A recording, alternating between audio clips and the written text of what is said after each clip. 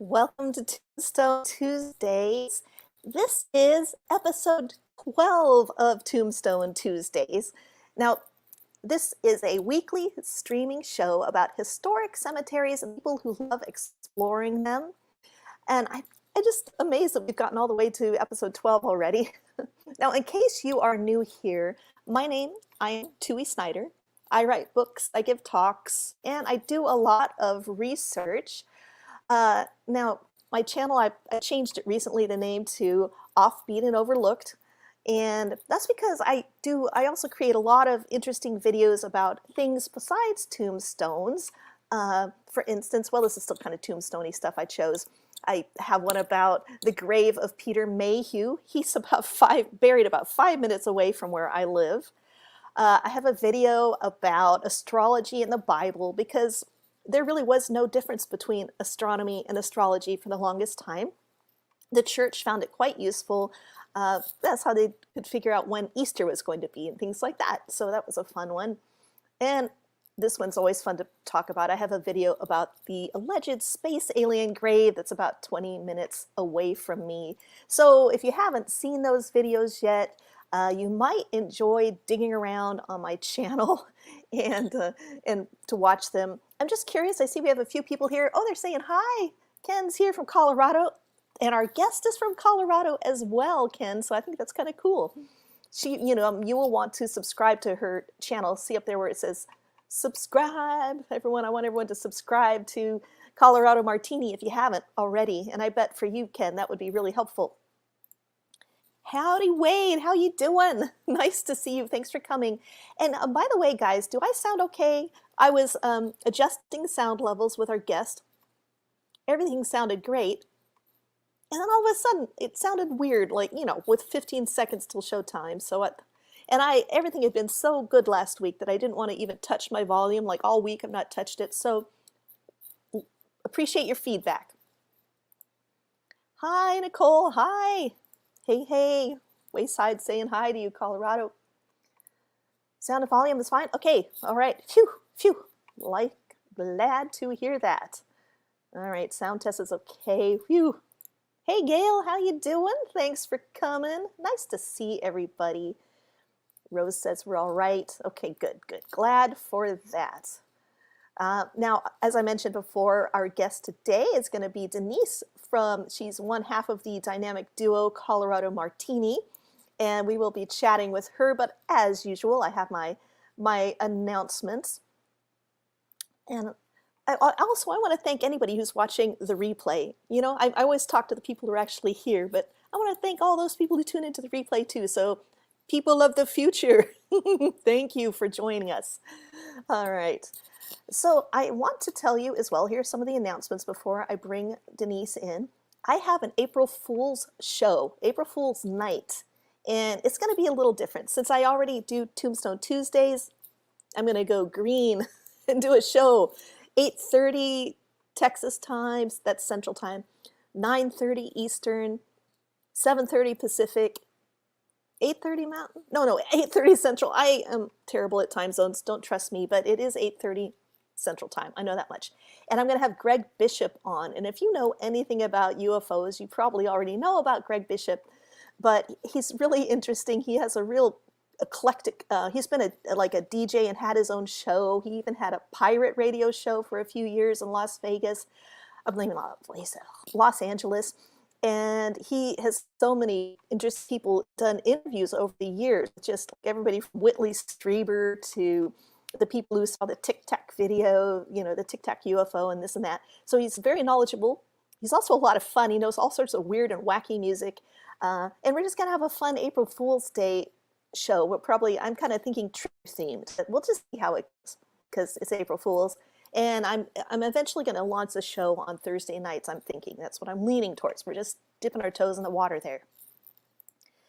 Now, this week's sponsor, of course, I have a sponsor every week. And this week's sponsor happens to be this weird Febrifuge? Febrifuge. And it treats, I thought this was interesting. I got it from a newspaper, from the Dallas newspaper from 1880. There are so many products in those 1800s American newspapers that are to treat malaria. So now I'm very curious how prevalent malaria was in the past. We don't really have to deal with it. I mean, we have to deal with West Nile virus and other mosquito-borne. Those mosquitoes, very dangerous little critters. Maybe the most dangerous animal in the world when you think about it. Anyway, so this product, I thought I would make it. I don't know. Does anyone know how to pronounce this though? Is it fever and egg? Fever and ague? One of the downfalls of finding things out in print. Oh, my glasses are tilted.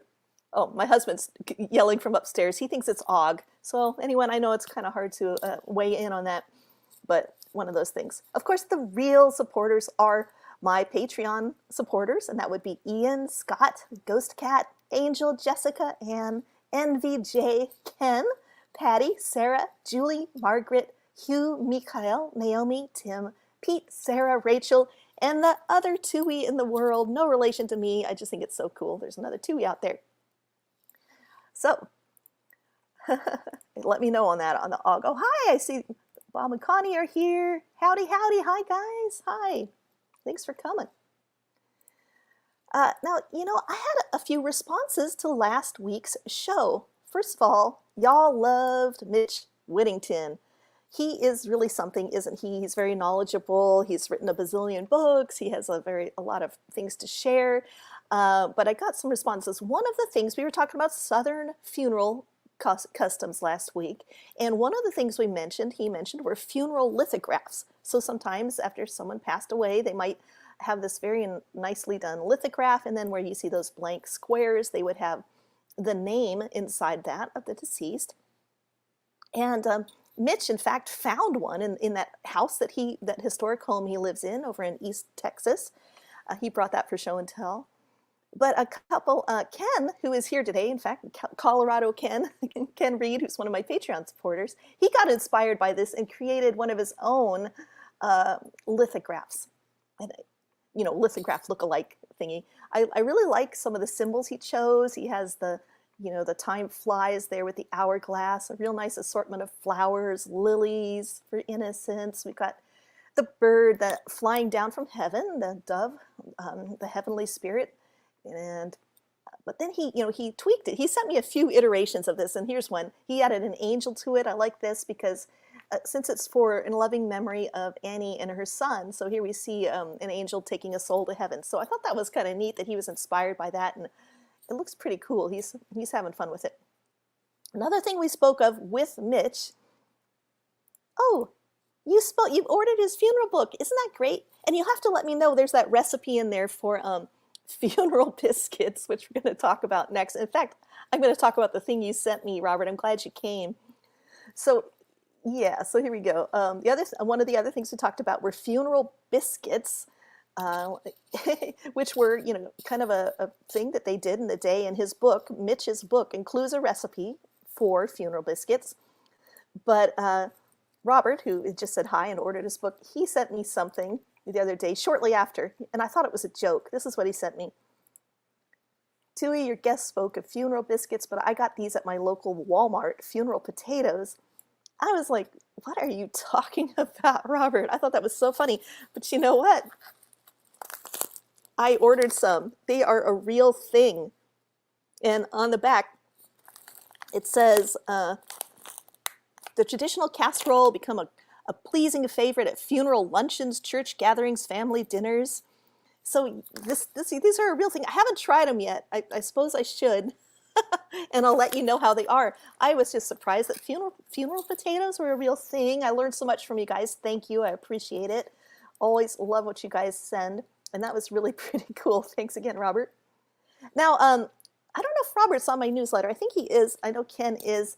I want to mention my Sunday newsletter. And I got this today or yesterday from a newsletter reader. He said, always enjoy receiving your weekly newsletter, whose arrival each Sunday is as inevitable as death itself, which made me laugh. And he wrote me a very funny email.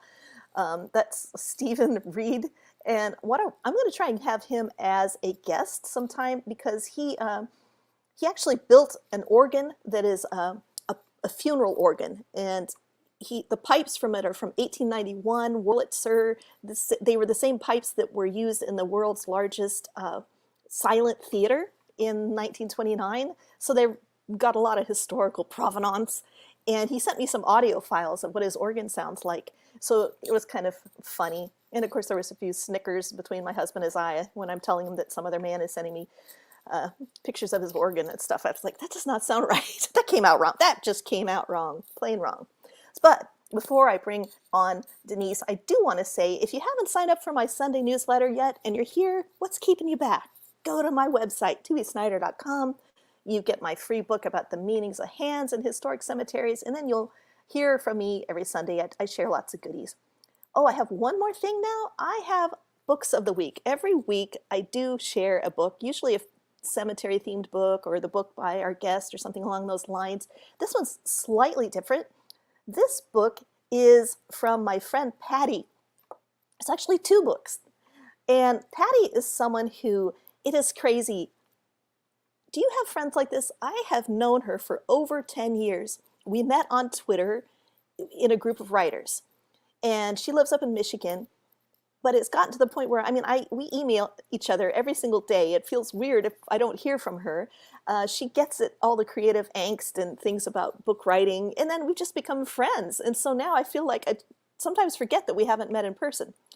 But I want to tell you, now, do any of you read flash fiction? I was not such a fan of this genre because I read it's actually very tricky. Yeah, sure, you can write a short story. That's what flash fiction is. It's a very short story.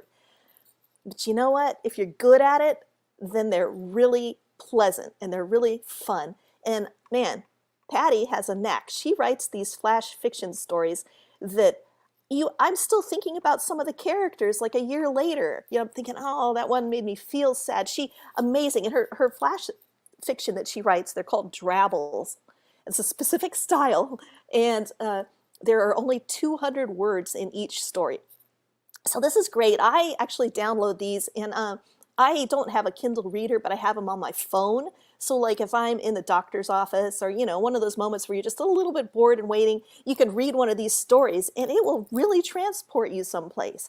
Now, she has 2 books so far in her series, and they're each 99 cents. One of them is already out, A Quick Bite.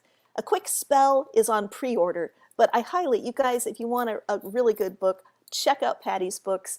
You will love them. Put them on your phone if you don't have a Kindle reader. You don't have to have a Kindle to read them, and you can certainly enjoy them. I love her stuff. She's really neat. So there.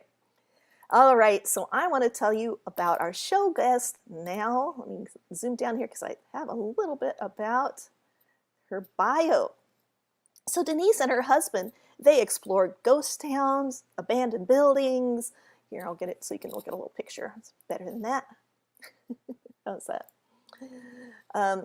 Yeah, so ghost towns, abandoned buildings, cemeteries, of course, museums, historic places, just offbeat travel stuff, all the stuff that's really right up my alley as well. It's funny, so many people are interested in that same little constellation of things, but there's not one word to describe it. Maybe we should come up with one. But Denise has this gorgeous website and a very popular YouTube channel. There are links in the show description as well as in the chat box. If you aren't already subscribed to Colorado Martini, make sure you are. And it's just a wonderful channel. It's also a great website. And Colorado Martini, they made the list as one of the top 30 Colorado YouTubers on the web. So, hey. And there's a podcast as well. Called The Strange. Once again, sounds right up my alley. So we'll be talking about that as well. And there was a quote about them on their About section on YouTube that I really like. It says, "The past speaks. Let's go see what it has to say." So without any further ado, let's see what Denise has to say. And I'm going to bring her in and get her up here. Hi, how are you? Hi, everyone. Now, everyone, how are we doing volume-wise? Do we need to adjust anybody? Hello. Yeah, hello, Sunday. Yeah, go echo. Yeah, I hope so. Okay, well, we'll keep our eye down there, you guys. If you notice anything, please let us know. Everyone seems to be thinking it's okay so far. But I'm really curious. First off, there's this picture of you And you guys, here, I just adore this photo. Where were you Am I guys? going to be embarrassed? No, no. Oh, sorry, let me forget. I just think it's so cute. Oh, our Where? logo. That's our logo. It's so cute. And my niece took that at her wedding in Cabo San Lucas. Oh. And so that's why I have the flower in my hair, and I have kind of a Mexican wedding dress on. Oh, I I'm I'm see. I'm all dressed for the part in You look Cabo what? San Lucas, and that's why he has a Mexican wedding shirt on. Oh And yeah, I recognize that um, stylish shirt. Hmm. and so when we started our YouTube channel, it just kind of said who we were. I mean, it showed our personalities and showed the kind of people we were. And we loved dressing up the parts, like we are there. And Yeah. so it's been our logo for several years now, and probably will always be our logo because it just says who we are. I like that about it. It really encapsulates your personality. It makes me happy to look at, and I'm like, oh, this is going to be a fun channel. It's not going to be like, Webster's defines history as, and I'll be like snoring. I mean, I know you're going to have some pizzazz with it, so that's exciting. Yeah. So, well, now I'm also curious. You for several years. When did you first start your YouTube channel and your website? I mean, did they happen at the same time? How did you develop this whole Colorado Martini brand? Well, a question that we get asked all the time is the name. Hmm. Where did the name come from? And the name is the story of how everything evolved. Years ago, we were writing. We would go to people's houses, and people bring funeral potatoes, for the buffet, or Yeah, yeah. artichoke dip or whatever. And we always brought martinis, flavored Oh, martinis, like a lemon drop or a Cosmo.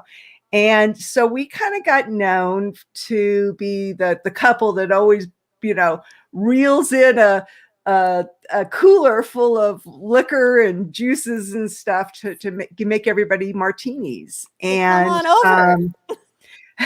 everybody, so we became very popular, obviously, in the neighborhood. I can So see. because we had our own recipes, between my cooking talents and his mixology talents, um, we decided to write a book with our Oh, recipes. And the book was going to be called Colorado Martini. And so we actually have a finished book.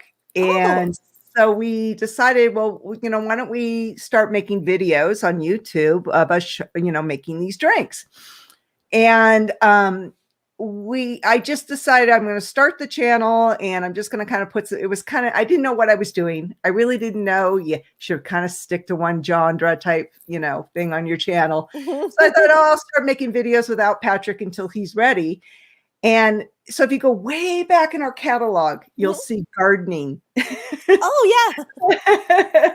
And so I started doing, the things I love, organic gardening. And then I did some cooking, and I did some health stuff, and kind of waiting for Patrick to get ready and kind of getting my feet wet and learning what to do. So then that summer we started doing lives. And they were called Cocktail Time on the Oh. Colorado Martini channel. And that's when Patrick started joining the channel. And they became really popular.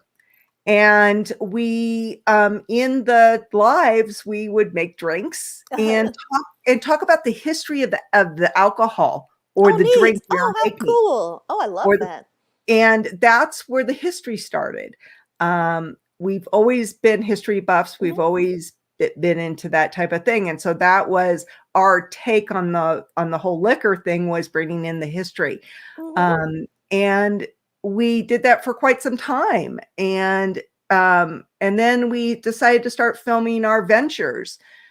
We didn't start going on adventures and going to ghost towns and going to graveyards and stuff because of the channel. The channel came to what we always do. And we decided to start filming all that. And that's kind of how, what I call on YouTube, finding your voice. Mm. And it took about a year for us to kind of find our voice. And we've been on YouTube for about 3 years. Oh, And we've the website, the same thing. I started the website about the same time I started the channel. We still haven't published the book because YouTube kind of took over our lives. understandable. I know. I'm like, I've got books I need to know, so I'm like, juggling. It's always juggling, eh? Well, So we where I'm just kind sitting, of I've took just all the things that we love when we're out and about and are kind of showing the world, what our lives are like when, the things that we enjoy. And that's what's important in YouTube is that you're doing the things that you enjoy, because then you can do it for a long time because you're having fun.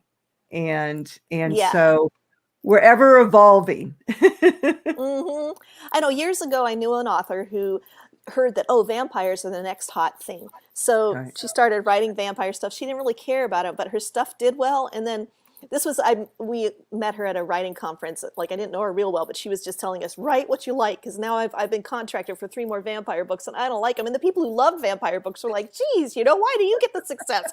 And she, so it's a crazy thing. So yeah, it's one of those, I've always thought about that. Like, yeah, be careful that what you want to do is something you really enjoy. Well, I I've think been. it's important for longevity. You don't want to get burnt out on what you're doing. And so it needs to be something that you enjoy on an everyday basis. And that's why we've been on for 3 years and keep on going, because we're just doing what we normally do. Well, the fun really comes through on your videos, so I like that. It's really nice. Now, I'm going to ask you about some You can of always tell the. when I'm mad, when I'm at a site and I'm mad about, seeing graffiti on headstones or Yeah. on a historic building. And, you can always, I'm not one to not say what I feel. And so I usually let people know, you don't do stuff like that, Yeah, you're good. Yeah, you're being genuine. You're not some facade. Now, I just noticed someone here who's not feeling well. What happened? Oh, he just had his second vaccination, running a little fever, but you're not a. I'm a baby. You're not a baby. The second vaccination, it can affect people. I know so many people who've had it, and some of them have been in bed a couple days. Other have been fine. So no, good for you for getting it.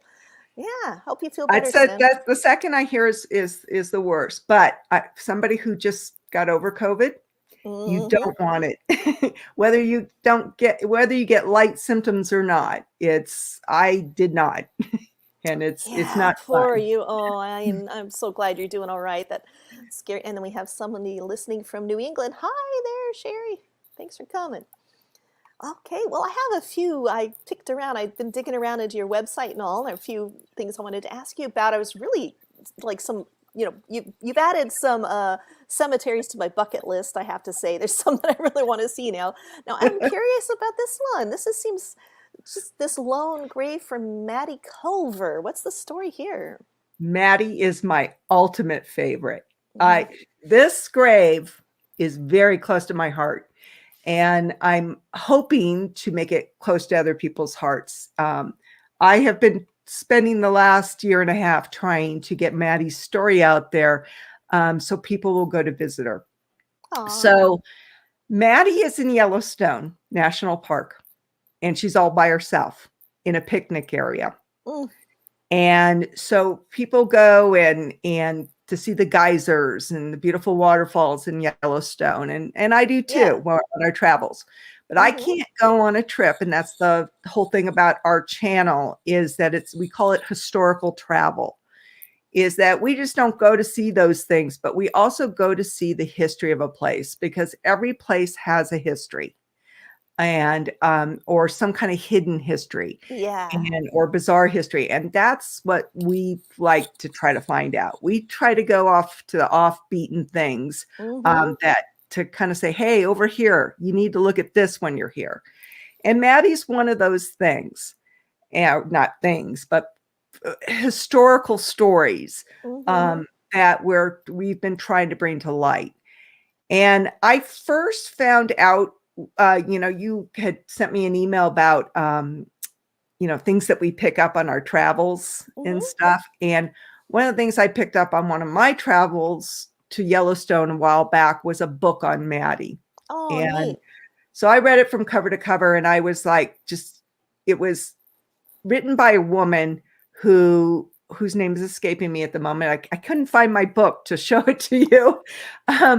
But it was the same thing where she went to her grave and had to know her story. Yeah. And I'm the same way when I go to these graves or I hear about people. I have to know where they're buried. Mhm. And I mean, I have to know. and I have to know their stories. And a lot of times people, they go to these graves and they just go to the famous people. But there's so many people that have contributed to history Exactly. that stories have been forgotten and they need to be told so they're not forgotten. And that's been one of my personal missions, is telling people's stories of how they contributed to history.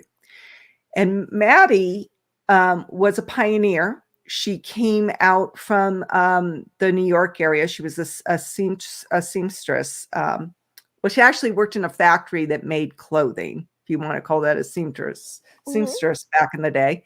And she came to Montana, and she met her husband, and this was in the late 1800s. And they became the winter caretakers of the hotel back in the Oh. late 1800s. So back in the late 1800s in Yellowstone, there was a couple of hotels. Well, this was one of the first ones, and it was called the Fire Hole. And it was, not that great of a hotel. It was, the type of hotel you would see in pioneer days. And the only way to get to the geysers or go into Yellowstone is that you took a train into the north part of Yellowstone, into what's the north entrance now. And you took a train there and you picked up a stagecoach, and the stagecoach took you down into this area, which is called Geyser Basin. And it was a rough ride. It was dirt road. You're in your, long dresses and probably suits. The men probably wore suits, about how they did with the vest back in the day. It was not Mhm. a lot of fun. And so it was a welcome sight to see these hotels on these beautiful landscapes and this particular hotel was in between two rivers, the Fire Hole and another river that's escaping me at the moment. And they were the winter. They not only were there during the summer, but they were also the winter caretakers. And of course, the hotel's not there anymore, but it's very near Maddie's grave. I know where it is. There you can find a depression, and you have to watch out for that video, because I will be putting a video out about the hotels that don't exist anymore, Oh, that sounds like a good and video. where to find them. I just Mhm. COVID hit, and I kind of shelved it for a little bit. Ah. Um, but there's like a depression where the hotel used to be, and that used to be the basement of the Oh, hotel. okay. And Maddie's about, probably 100 yards from the hotel. So what Mm. happened to Maddie is she had just had a baby in the Oh. winter time. Mhm. And so if anybody's been in the winters of Montana or I have. Yellowstone, That's the coldest weather I've ever experienced. It got down to like -60 or something. It was crazy. It was like when you breathed in, you felt like your nostrils were like burnt. It was weird. It yeah, was your like, yeah, nose nostril hairs freezing. freeze. Freezing. It was the weirdest thing. I was 12 though, so I was like, "Wee!" But my parents were like, "This is too cold." Yeah, you're literally living off of the food in the basement and Yeah. and the wood that you can get to. And so Mhm. she, and then she just had a baby in this type of environment. And it was a Oh pretty heavy my. winter that winter in what does her headstone say there? 1889. Yeah. And what Maddie didn't realize when she first started this whole venture, she had tuberculosis, Oh. consumption in those days. Mhm. And but by this time she knew that she had it. And she ended up dying of it that winter after Oh she had wow. her little girl. Mhm. And so with a cold winter, you really can't be buried, and you didn't Yes. transport bodies back in those days. Mm-hmm. And so they luckily there was an army base nearby, because Yellowstone used to be run by the army before we had the ranger program.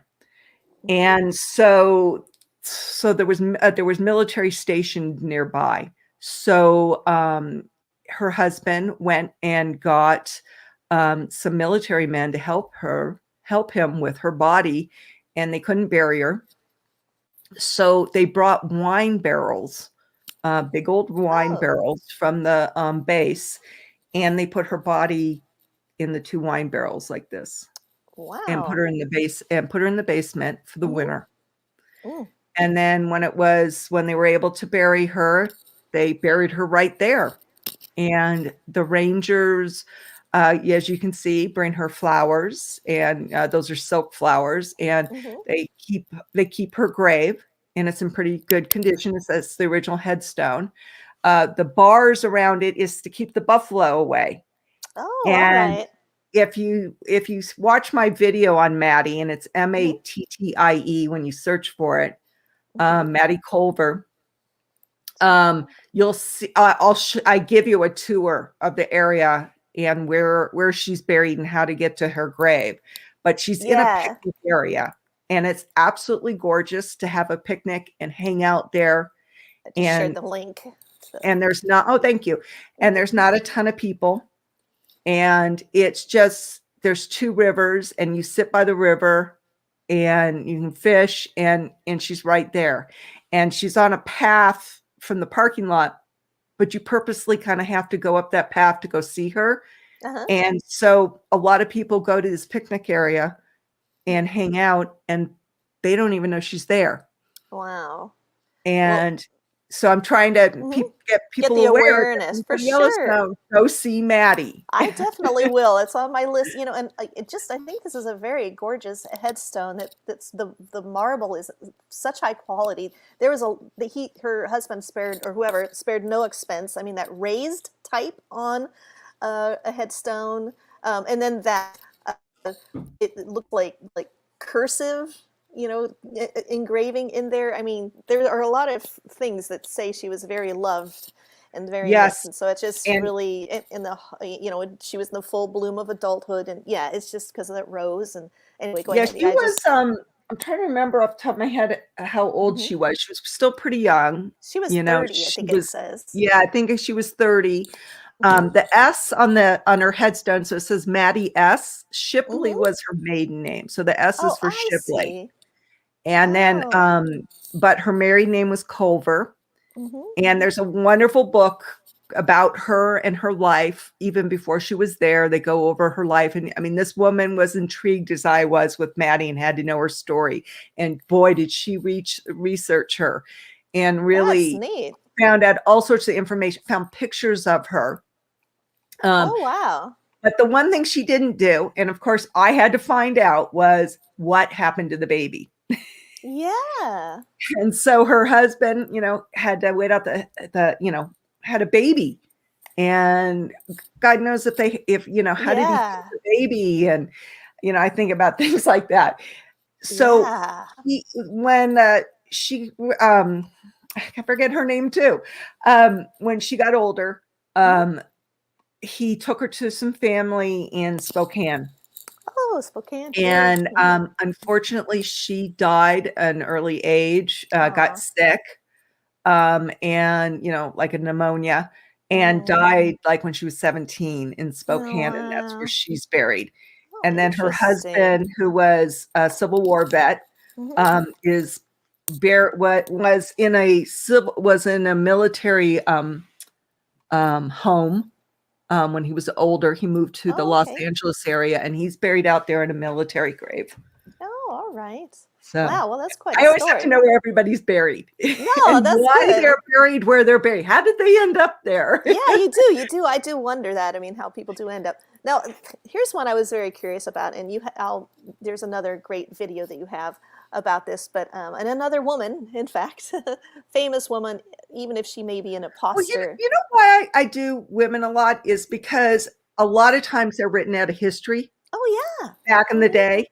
And you don't hear as much about, nowadays we're starting to hear more about the women in history, but a lot of times you don't. And they're even hard to research. Like, does this happen to you? You know, because there's like Mrs. John Smith, and then she Mhm. dies, and then there's Mrs. John Smith, and so like as you try to, you know, there could be three Mrs. John Smiths, and it's as if the lady, if you don't, you know, when you're researching, sometimes it's hard to find the real lady. Exactly. And everybody's name is Mary Oh or yeah, yeah, yeah. You're like, please, can we have a little variety? It's either Mary or something really bizarre. I love it when it's bizarre, but you know, half the time it's gonna be Mary. You're like, oh, come on now. But yeah, so I thought this was really interesting. This grave here, so another one for my list. Sacagawea. This is what I'm very boisterous about too, where I say my feelings. Yeah. As far as I'm concerned, this is not the real Sacagawea. And the reservation will say different. And I'm all about show me the data. Yeah. And the Native Americans, of course, are about oral history. Mm-hmm. And their oral history says that this is Sacagawea, but the numbers don't line up. And this grave is on is on a reservation in Wyoming, and it's in the middle of Wyoming. And so when you're on your way to like Yellowstone, if you're coming from Colorado or coming from the south and going north, and you're going to the east gate of Yellowstone, or not even the east gate, you can go when you're going the south gate too. You'll go right through the reservation where she's buried. So it's easy to visit if you're coming from that direction going into Yellowstone. Here too. But Sacagawea died in 1812. And the Corps of Discovery with Lewis and Clark was like 18, you know, they did a couple of stints, but it's like between 1804, 1806, counting both the stints they did. And Sacagawea had two children. She had a little girl named Lizette and a little boy. And both from her husband and that she was with. And when she finished with Lewis and Clark, she asked Clark if she would educate her children, if he would promise that that's all she wanted in return. She didn't get paid for her services. She didn't get, you know. Boy, and she was integral. I mean, she didn't get a thank you, nothing. But she was very close with Clark, and she asked, the one thing I asked of you is if you educate my children. Yeah. So when she died a few years later, he adopted her children. Oh, okay. And took them back to the St. Louis area. And Lizette, who was a baby at the time, died shortly after that. Her son, though, was educated and by, you know, Clark, and he took care of him. And he grew to adulthood, was in the military, has his own story of romping around the nation, you know, went to the gold fields in San Francisco. But he ended up in Oregon, and that's where he died and is buried. And in Sacagawea, there's written record from a trading post in the South Dakota area, North Dakota, back then it was the Dakota Territory, that they buried the Indian woman, quote unquote, from the writings next to the river. Well, this particular post, the only Native American woman that was there at the time was Sacagawea with her husband. So it really doesn't sound like this is the one. But I'm curious, because here in Texas we have about 3 different Jesse James buried. So I'm Yeah. just like, And who is you she? supposedly have Billy the Kid, and you Oh don't. yeah, we do. I mean, but I mean, who, these people would impersonate people. One of the Jesse James, he would have been 100 years old too when he died, or 104, and this gal was 100. Is that right? Yeah, she was like 100 years old. Mm-hmm. So what happened is, and then also Clark wrote in his memoirs, he made a list of all the people that were on the Corps of Discovery. Oh, okay. And he was just kind of writing out who was on there and who was, alive, what they were, where they were in 1820 when he wrote this in his entry. And he put Sacagawea, and he put deceased Well, next to her name, and that was in 1820. And this yeah. is what's the date on here that she passed? 1884. Yes. So her story Mm-hmm. is that she showed up at the reservation, Mm-hmm. and Sacagawea was not Shawnee, she was Shoshone. Shoshone, yeah, okay. And this is a Shoshone tribe, and she showed up at the reservation and claimed she was Sacagawea and that she needed refuge because her husband was beating her up, and she and her son needed refuge. And at the time, she had another son in tow, this particular woman. And they believed her. Yeah. And, back then, without internet and a lot of written records and stuff, DNA, they had no way of really knowing it. So the graves that are next to her are her sons. One of them is the son, Pawnee, that is really buried in Oregon. Lizette's buried back in St. Louis, the baby. And then this other son, there's no record. Sacagawea had a third child. Okay. Yeah, so they're buried on both sides of her. And this particular cemetery you do want to visit. So, for this reservation, we wholeheartedly that this is Sacagawea. They have beautiful statues of Sacagawea. It's called the Sacagawea Graveyard, and it is one of the most beautiful cemeteries I've ever been to, ever. It's absolutely gorgeous. And it's definitely on my list. I would like to see it. Oh, it's gorgeous. I recommend you going. You drive through the reservation, and it's just, you just turn off, and it's like probably about 2 miles from the town. Shawnee is the name of the town. It's in my video, and I think I have a link to it in my video too. Yeah, I like that you give directions in your videos. That's helpful. Yeah, I always try to put coordinates of where these things are. Not only coordinates, but coordinates of the exact grave. Oh, wow. You go to a graveyard, there's 30,000 headstones.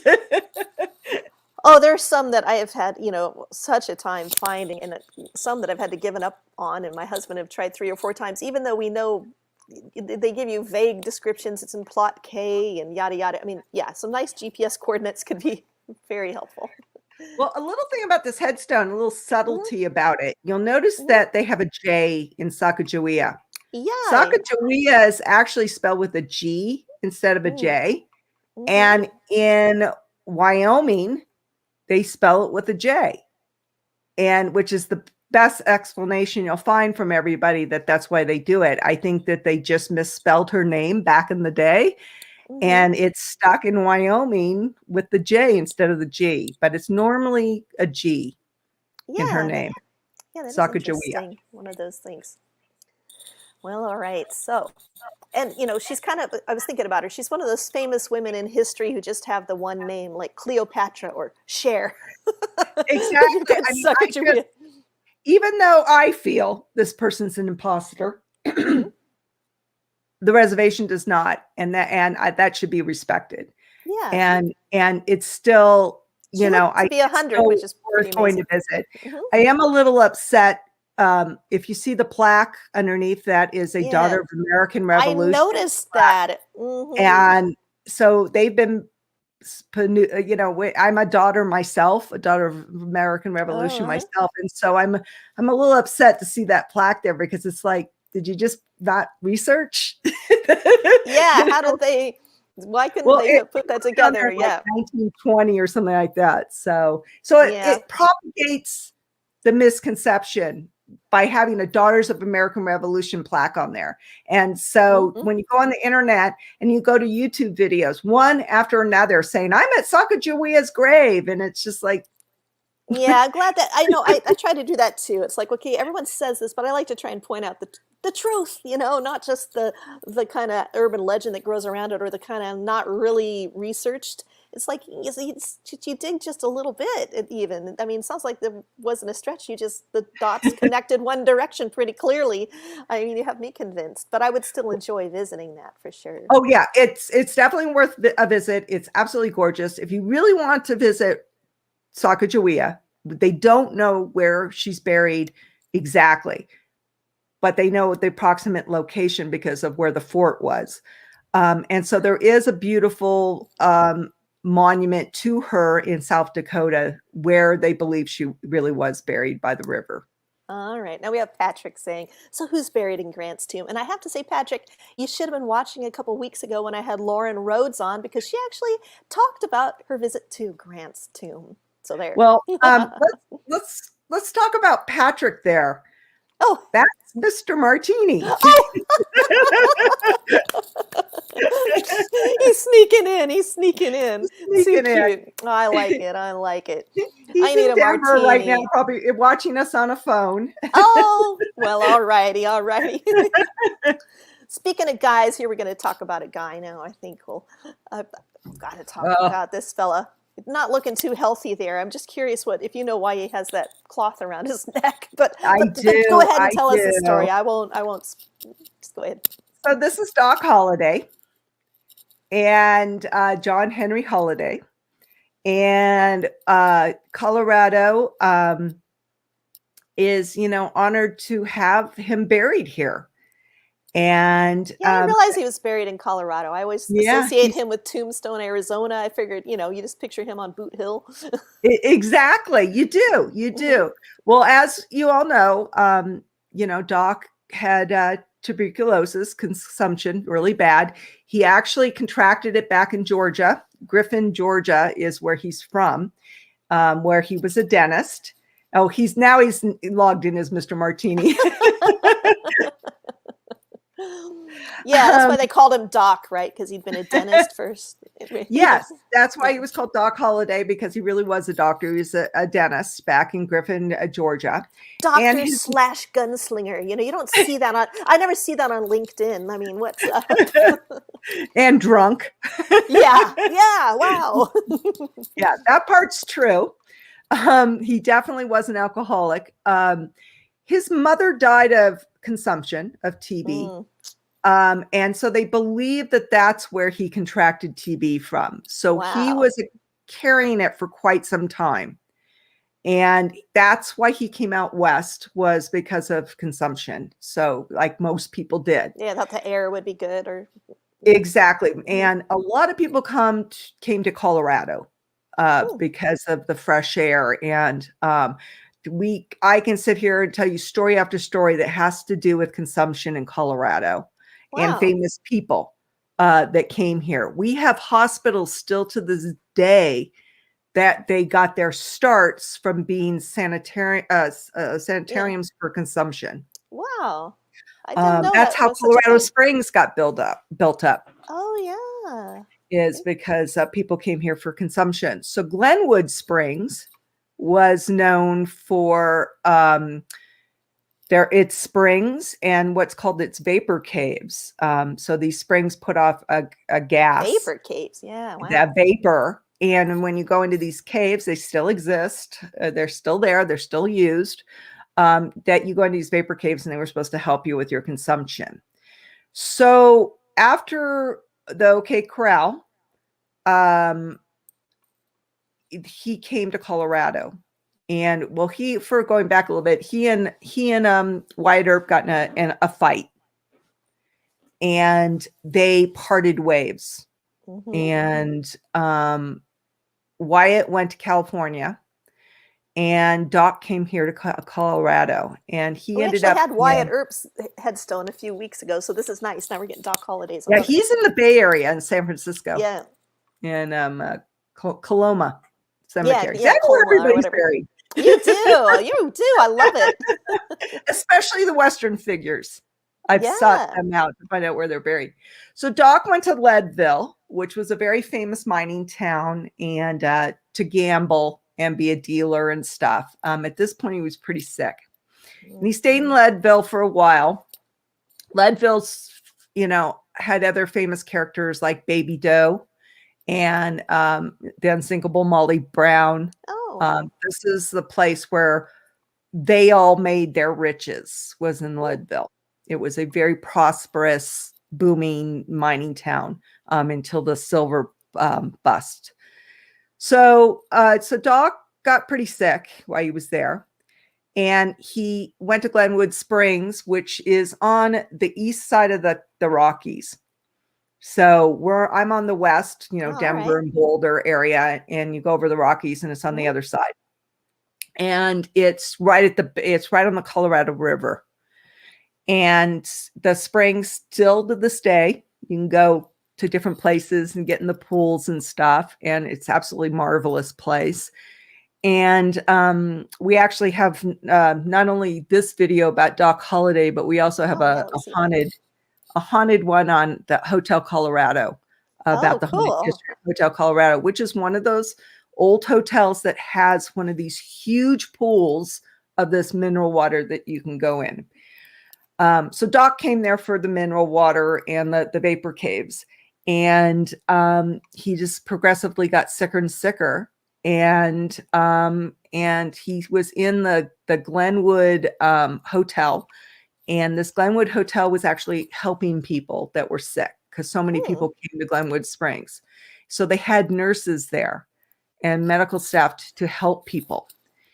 And this picture is supposedly Doc. It's still being authenticated, but they're pretty sure that it's Doc in his last days.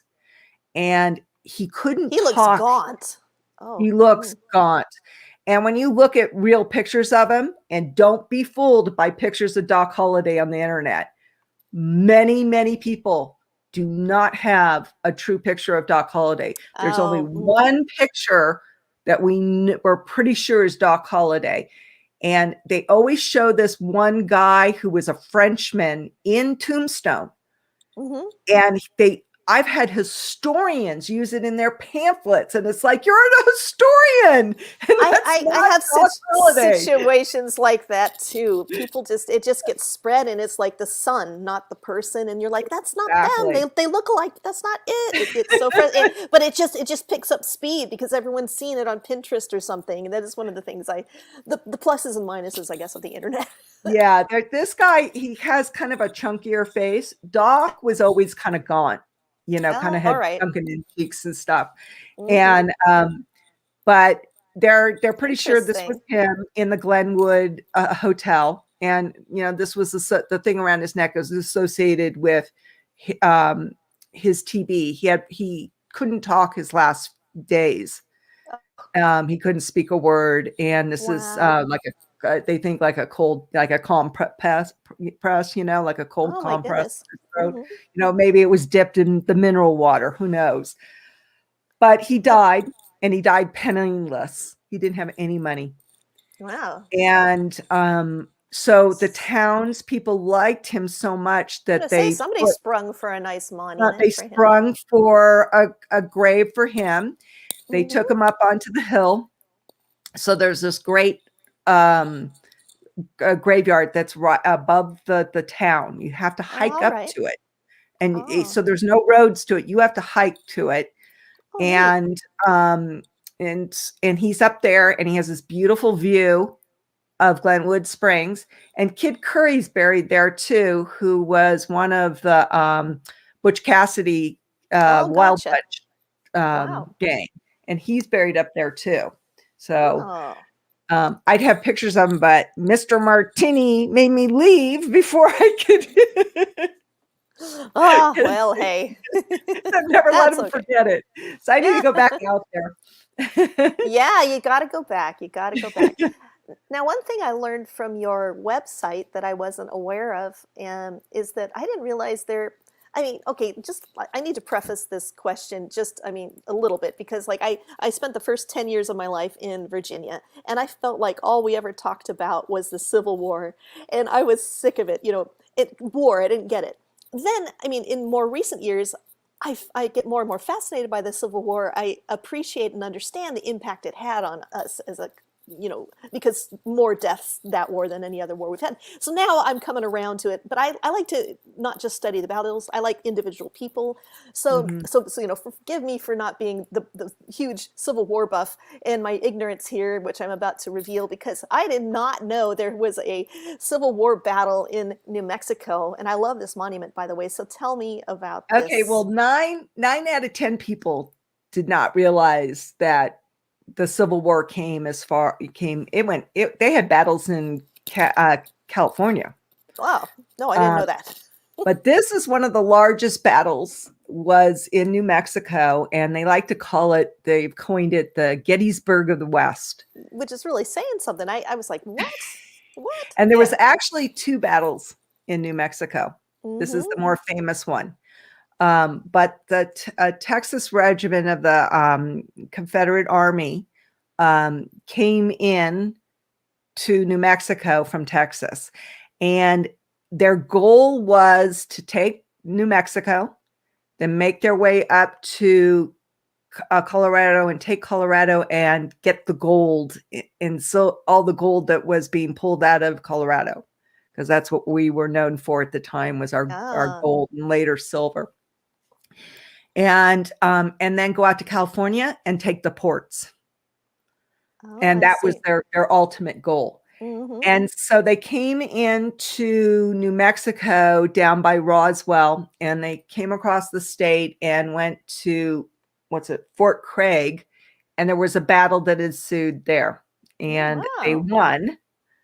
And they went north up through Albuquerque and made their way all the way to Santa Fe and took Albuquerque and Santa Fe. And they took Santa Fe. And Huh. at the time, Santa Fe was not a huge settlement like it is now. But that became kind of their station, where they, Mm-hmm. everything came out of. And so the Confederate flag was flying over, Albuquerque and Santa Fe. Oh my gosh. And so their next thing was to take Fort Union. And Fort Union is when you're in Santa Fe's in the northwestern part of New Mexico, and then about 2 hours, probably, yeah, about 2 hours east is Fort Union. And Fort Union is a huge fort. Have a video on Fort Union. Whoops, on You Fort guys are just gonna Union. have to dig into all their stuff. They've got lots of great videos. Yeah, we do a Um, lot of stuff in New Mexico.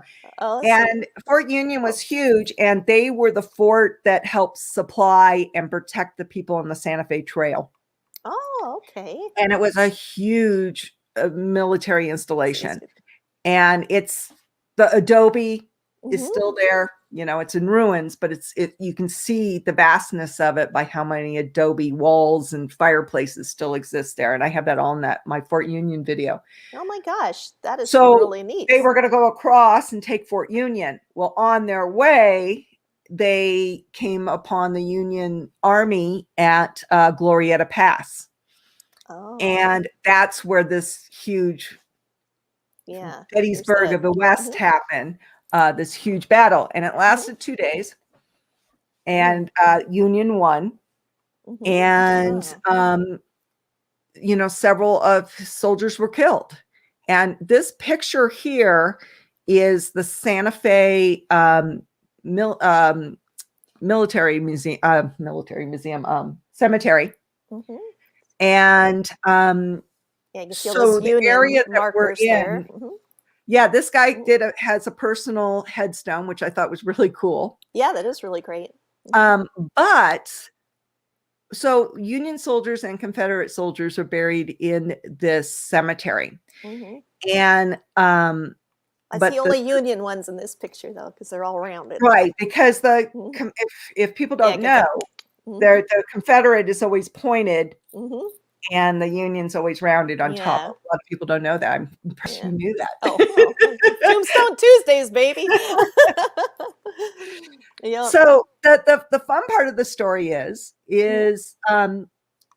you know, you can go visit this battlefield. It's part of the Pecos Historical National Park.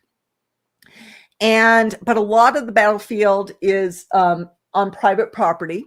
Oh, yeah, sure. And then part of it's on the park, and part of it is on Highway 50, which used to be Route 66 pre 1937.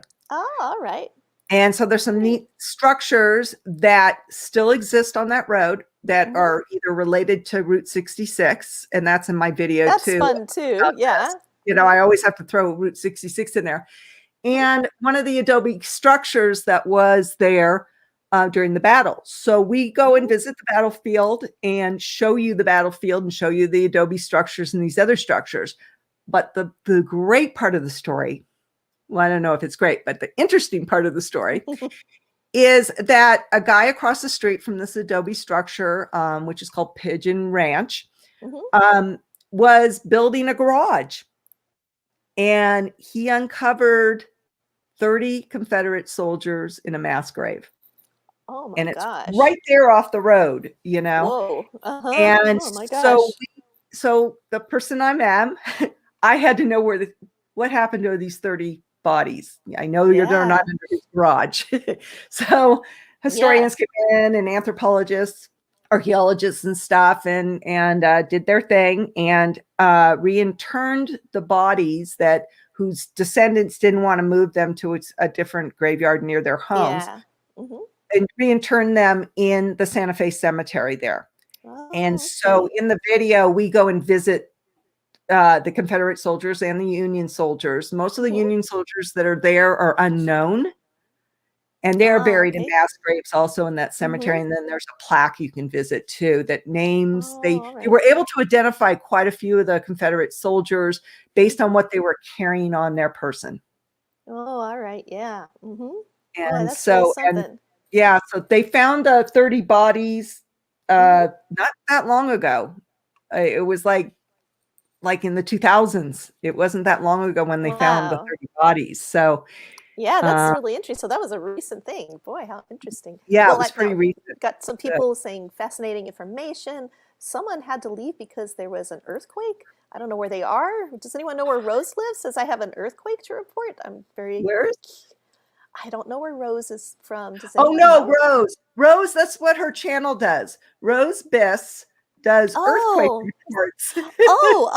I didn't know that. I thought that she had an earthquake in her town and had to go. No, okay. Well, now she does earthquake reports. And so when there's an earthquake, she has to go because she has to report on it. Wow. Well, I'll have to check her out. How interesting. And then Robert mentioned that his family founded Georgetown, Colorado, and owned the Griffith gold mines and a silver mine in Leadville. George Griffith. Wow, that's an impressive lineage. Oh, wow. We'll be up there next month. We're doing a story on the train in Georgetown. Oh, wow. Now, I realize I've already kept you an hour. Do we have time to talk a little bit more? Like sure. Okay, I've just got a couple more. We're getting to the spooky stuff now. I hate to cut you off. I want to hear the spooky stuff. I'm so curious to hear about Cheeseman Park. Oh my God. This is like the best story. Oh, good. Well, Robert, I'm sure probably knows about Cheeseman Park, but it does surprise me how many people in Colorado don't know about Cheeseman Park. But Cheeseman Park is a beautiful park in Denver, Colorado. And what we're looking at is the pavilion. And they have a lot of events. Yeah, there are tons of photos. I just love this pavilion. It looks so neat. Yeah, it's absolutely beautiful place to have picnics, and people are there throwing frisbees, and they're having family events. They're putting up, volleyball nets. I mean, it's just gorgeous. But what they don't realize is that this used to be the original cemetery for Denver. back in the day between 1860 to about 1890. Well, no, the last interment was like in the 1880s. Oh, all right. Thousands and thousands of people were buried in. So was it like a big garden cemetery? Is that why they did it? Or was So it was a free for all. Oh, really? It was So just a mess. Just basically, there were different areas for the different groups. The Mhm. Masons, Catholic, Jewish, they had a Chinese section, you know, there was the different groups. And then the groups stopped taking care of their areas. And it kind of became a free for all. And I always like to say, yeah, you know, bury Uncle George under the, you know, the oak tree over there. And they basically would dig a hole, throw him in and put a cross on it and walk away. And so wow. nobody knew where the bodies were at this point. So terrible record keeping, you know. There was no organization taking care of this cemetery. And on the other side of the pavilion there is the Denver Botanical Gardens. And the Denver Botanical Gardens was the Catholic section. Oh.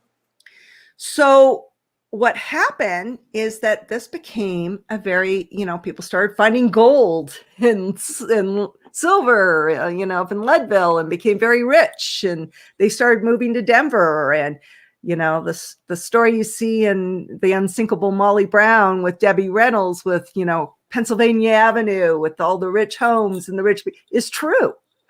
That's very true. Wow. And Molly Brown did live in Denver, except she's Margaret Brown. Molly Brown's not even her real name. Oh.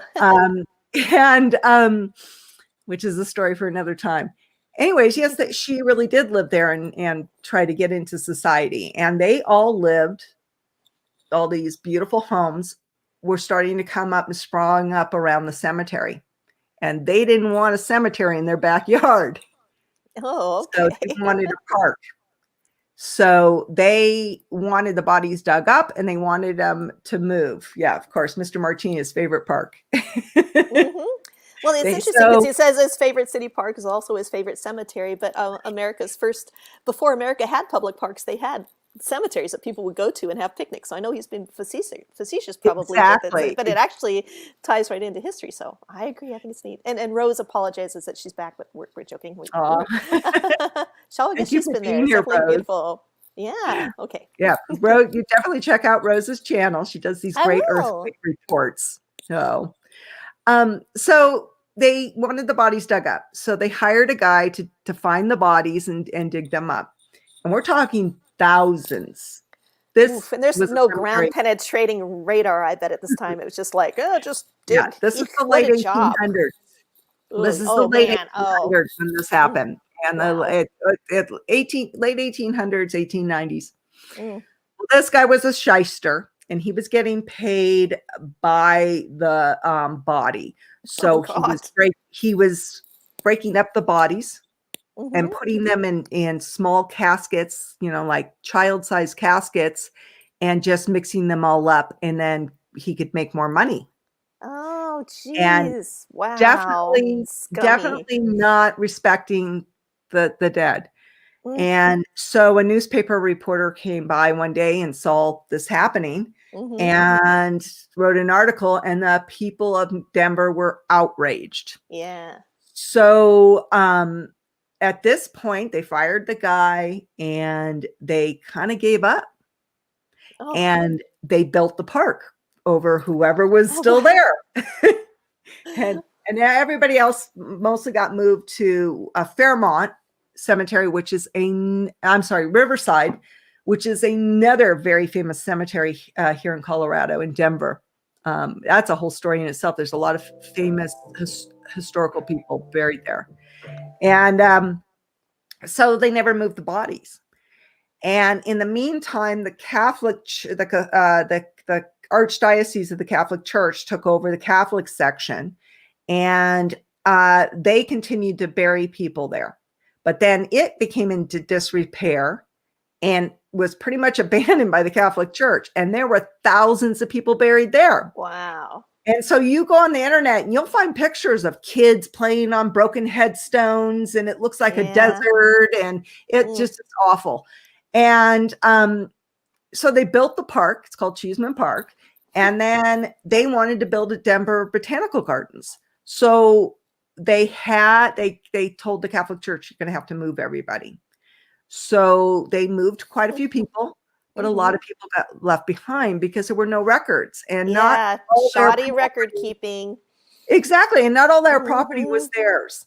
So the Jewish section got left behind, and many mass graves from epidemics, from the Spanish flu and all these epidemics and stuff, and got left behind. So every time they dig a rose bush, they find bones, they find hardware from caskets. Can you imagine being a gardener there? Sheesh. Personal items. And it's considered, both places, Cheeseman Park and the Denver Botanical Gardens, are considered to be very, very haunted.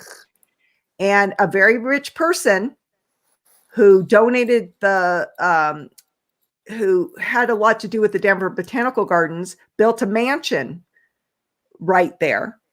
And her house started sinking.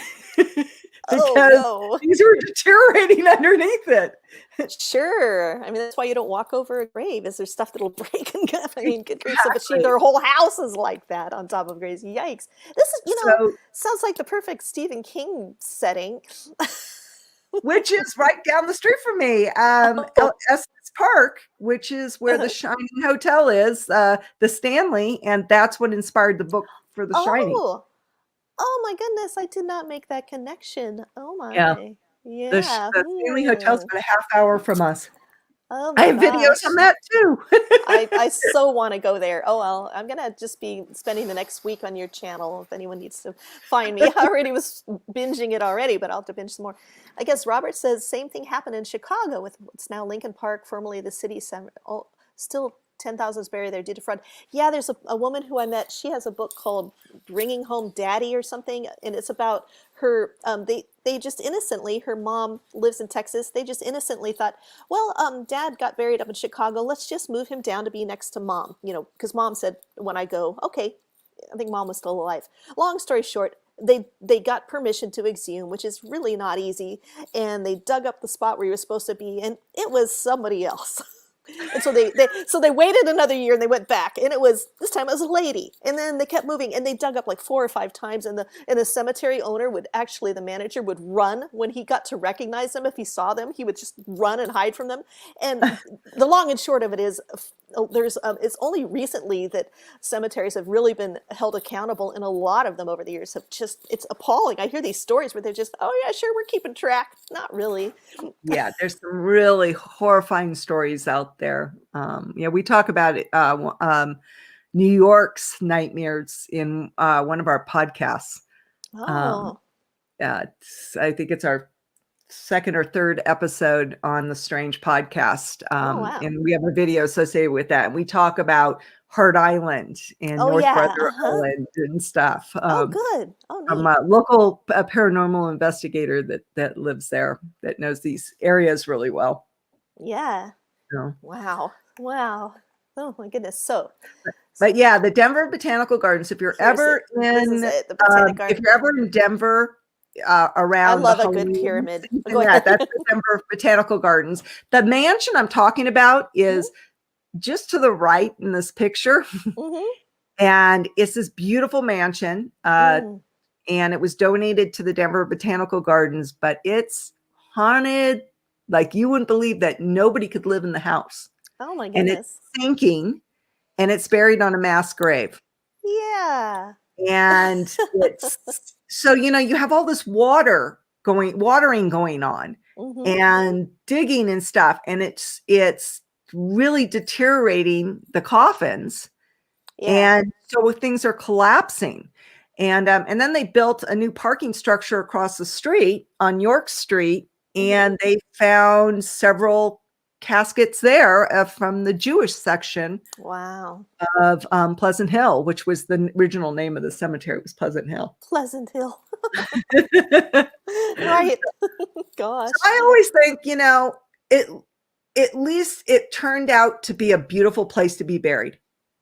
Because before all this, it was a desert wasteland of broken headstones and vandalism. And Yeah. now they're buried in this beautiful botanical gardens, one of the nicest botanical gardens I've ever seen, and Oh. this beautiful park. And so our friend Ken has had a Victorian picnic there. He and his friends, they actually wear Victorian Edwardian clothes, and then they will have a picnic like in a cemetery or a neat park like this. So anyway, I love yeah, that. isn't that fun? I know. I'm like, how fun are you? So yeah. So yeah, we spent a lot of time there. We went with a group, a paranormal group there. We've actually done a lot of paranormal investigations in these two places, but we went with a paranormal group on an afternoon trip there. And the leader's a good friend of ours, and she's she's psychic. Oh, okay. I had to take over the group for her because so much energy was happening to her in Cheeseman Park, and everybody was trying to talk to her at once that she had to go sit down. It was overwhelming. Yeah, yeah. It's like, come on now, let's stand in line or something. Yeah, that's something else. Wow. Wow. Yeah, tell us now. Oh, go ahead. Say, oh no, go ahead. You say what you're going to say because I was going to move on to something. Well, I was going to say that happened to me in Cheeseman Park myself. Oh. We were doing a paranormal investigation in the park at night, and I was doing a SLS camera. That's the one with the stick figures. Yeah. On one side of the park, and we weren't getting anything. And everything was hunky-dory, but we weren't getting any evidence. So we decided to pack things up and go to the other side of the park. The minute we got out of the car, all of a sudden we were kind of like barking at each other. Oh, isn't that something? Yeah, something. We stepped into this energy, huh? Like we were happy-go-lucky 2 minutes prior on the other side, but we got to this other side and we started barking at each other. And as we're barking, I have like a K2 meter in my hand, which is the lights that go off, and it started going off. And you're like, and then my energy just got drained. Wow. Just drained. And I went from this nice person, happy-go-lucky, to just drained. Like I felt like my energy had just been zapped within minutes. And wow, that can happen. I've been on some investigations where people have had that happen, or they've suddenly been overwhelmed with emotion. Like they're just talking, and the next minute they're like crying, and they don't know why, and you're like just grief. It's something like, whoa, you get them out of the room, and they're like, oh, okay, you can shake it, but it's amazing. Unless you see it or experience it, it's hard to. Yeah, it's hard to shake, and that's actually happened to me a couple of times. It happened to me. The grief happened to me in Galveston, which was, we were there investigating, the 1900 hurricane. Yeah. And over 12,000 people died in that hurricane. It's still to this day the most devastating hurricane in the United States. Have a video on that too. Oh, all right, everybody. You got to check it out. That's great. You've got so much good stuff. Where I talk about what happened to me. Oh, okay. I will have to check that out. Well, I want to, before you go to, I know I've kept you a little over, but it's just so fun. I want to know a little more about your podcast, The Strange, and just tell us a little more about that. So The Strange, we were doing a lot of paranormal investigation and, strange. We like to do strange history and hidden history and, like I was saying before, going off the beaten path and pointing out things that you might not know about when you visit a place. And I've been trying to move that, the paranormal part and the strange history and hidden history, the bizarre, into the podcast. And it's also a video talk show. So sometimes I interview people, on the back end in private, and then it becomes a video interview and on the podcast. Sometimes we do live interviews, and they're usually on Saturday nights at 6 o'clock Mountain Time, 8 o'clock Eastern Time. And we don't have a set schedule for those. Mhm. We announce them usually about a week ahead of time. And they're usually, the live ones are usually people that we don't, they're professors and they've written, they're Yeah. the experts on the certain subject. Oh, So you've we've got had, one coming up that sounds really good. You got to tell we us. do on Saturday night at 6 o'clock Saturday at Mountain, 6. 8 o'clock Eastern, Okay, 7 for me. um, Okay, 7. on our channel I'm writing live. it down. We're going to have a beer Hmm. as in ale, as in BEER, Yeah, archaeologist. that is so cool. And so this beer archaeologist, who I Hmm. know personally, he's great. He has dedicated his whole life to researching the history of beer. And we're Ah, talking back into Egyptian times and Greeks that made beer, ancient Greeks, and all the way up, he's I'm an very expert curious. I want on to see George this. Washington brewing beer. Hmm. And he works a lot with Mount Vernon and their historical archives when it comes to George Washington and his brewery. He also had a distillery That's and neat. also grew pot. Oh yeah, yeah. I've heard about it, that. But yeah, that's Saturday. But we Mhm. have everything from the giants skeletons that were found in Oh Nevada yeah, the to cannibals, the the redheaded cannibals. cannibals. I think I caught part of that one. That was really cool. And we did our last live one was Deadwood, and Oh, that that'd be one was fun too. dedicated Hmm. to the famous characters of Deadwood, Hmm. Calamity Jane and Wild Bill Hickok, and um, basically taking the show Deadwood, the HBO Hmm. show Deadwood, and talking to the historian there in Deadwood on who was real, what stories are real, Oh, and bring. that's nice to suss out. Yes, because sometimes you watch a TV version of history and it can muddy your you're like I know the real story, but I don't want to get them mixed up in my head now that I'm loving the show.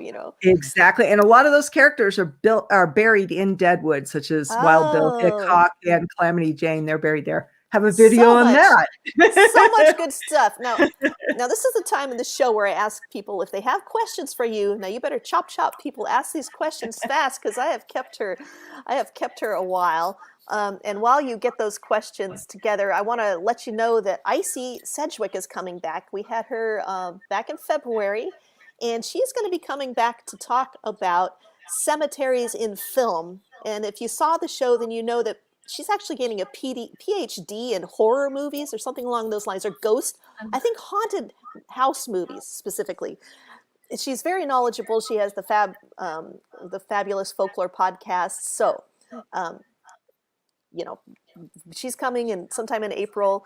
Of course, we're waiting. Any questions you have? No, you better fire them off now because we have kept Denise late.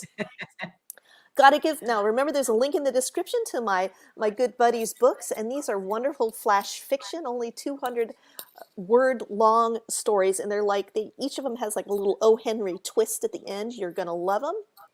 Of course, don't forget me on April Fool's Day, being foolish, even more foolish than usual. And yeah, all right. So, want to go back there, and once again, if you have questions, this is the time.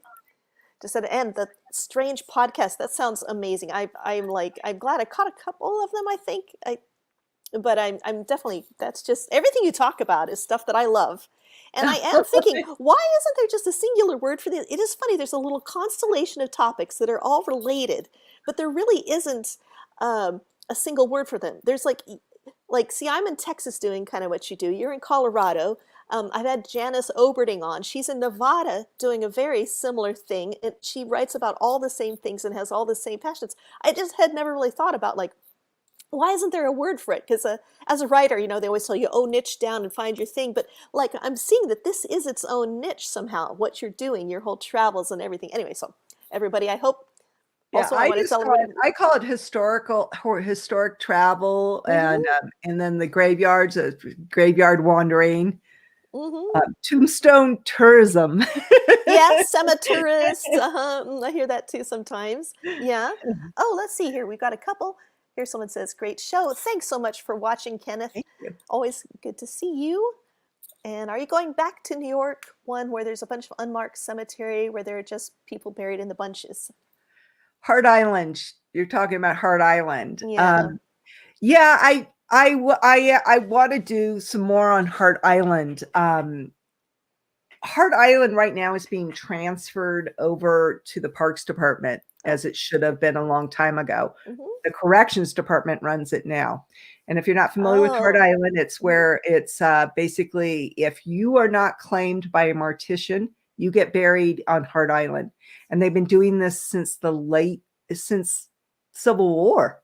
Yeah, wow. And so there's millions of people in mass graves buried on Hart Island, and you know, and then stillbirths, you know, the babies buried there.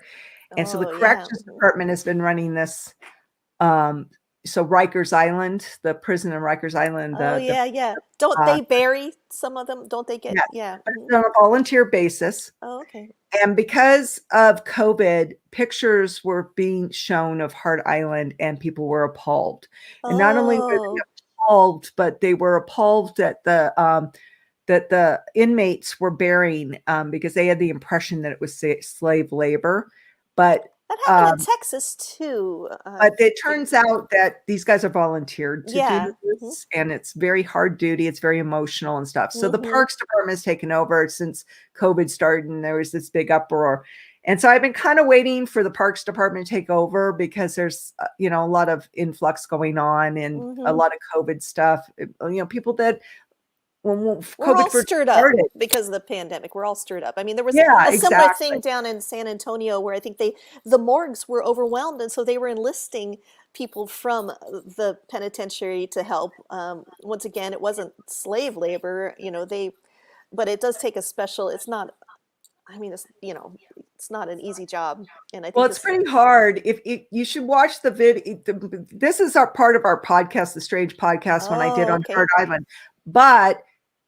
Watch the video because I show pictures in that video, and what people didn't realize they could do is go onto Google Maps and you can actually see these trenches that they have dug. That there's always an open trench, and so I talk about it in the video, showing you what these features are on the island through Google Maps. I'll check that out for sure. The island actually has quite a history, and I put that out back in January, and it's in our Strange podcast playlist, and it's the New York's abandoned and cemeteries, I think is that what I named it. Well, I'll look for it. Maybe I can add the link to the timestamps. I'll do timestamps tomorrow for this video so people can go back. You just go to our page and search New York, because they have a search feature now on our channels. Search is nice. I know. I've accidentally searched my own channel before and been like, what? Oh, I thought I was searching all of it. YouTube. Oh, I get it. No, that is a good thing. Wow. Yeah. Well, you do so much fascinating, interesting thing. And I do hope you put your book out sometime soon. But I'm curious, before I let you go, which is very hard to do because I just want to keep talking to you, but I want to ask, I actually had two questions for you because I'm looking at my little notes now. Well, first of all, I just wondered, what's next for you? Like, what do you have in your grand plan here? And then my other question was, do you have any videos about the Denver International Airport? Because you're in Colorado, and I always hear weird stuff about that, and I don't know anything about it really, other than just conspiracy theories of DIA. In these parts, we call it DIA, Denver International Airport. Oh, okay. I actually was going to, but I have a very good friend on YouTube. Her name's Down the Rabbit Hole, and she does travel too. And she was running out of things to put out, so I gave her all my footage. So she could put out a whole thing, because that was kind of a little more her genre at the time. Oh yeah. And so she put out the conspiracy thing, and so I was planning on doing it, but I gave it all to Down the Rabbit Hole. Well, so I'll have to look for her. Down the Rabbit Hole with a W instead of an R. And she's got the DIA stuff that I took. but what was the other question? What's our Oh, plan? what's next? I just wondered what's next for you. You do so many things. Savannah, So, oh yeah, that was on Savannah, my. Georgia, and Mhm. St. Augustine's, Florida. Oh, wonderful Um, places. you'll be seeing videos on those two places over the summer. Oh, good. I'm trying to be more cautious about grouping areas together and putting them all out at once. I was kind of sporadically putting them out, Oh, okay. but now I'm trying to group things together. Mm-hmm. So we'll be doing a lot on Savannah and a lot on St. Augustine, Florida, where there's a Yeah, lot of rich history in both places. there sure is. And we've got we'll be really focusing, people go to Savannah and they take a lot of pictures and they do the boats. We have my number one person's grave that I'm going to be visiting there is Kazimierz Pulaski, who is actually very famous in colonial days for the American Revolution. Oh, wow. And there's counties and cities and statues with his name all over it, and nobody knows who he is. Oh, that sounds wonderful. And he's buried in a square under his Mhm. monument in the middle of the town. And everyone walks right by it or something. It's like. And everybody walks by it and don't even know he's buried there. Oh, But I love stories like that. there's quite a surprise Mhm. about when they redid his monument and they took his bones out and they found that it was a female body. Oh, shocker. Whoa. And they did a DNA test on his bones with a relative that they knew was his niece back in Poland. And this turned out to be him. And Wow. I'll let your imagination go after that. Isn't that something? Okay, wow. Okay. You're definitely leaving us wanting more. I would definitely love to have you back. I'm going to binge your channel, and everyone else should too. I want to thank everybody who came today. This was just wonderful, and I'm sorry. I mean, I kept you extra long, but I just couldn't stop. So thanks, everybody, and I know everyone was enjoying it too. So I'm gonna have to let everybody go, and but everybody go binge her channel. It's just fabulous stuff. So thank you so much again for being on the.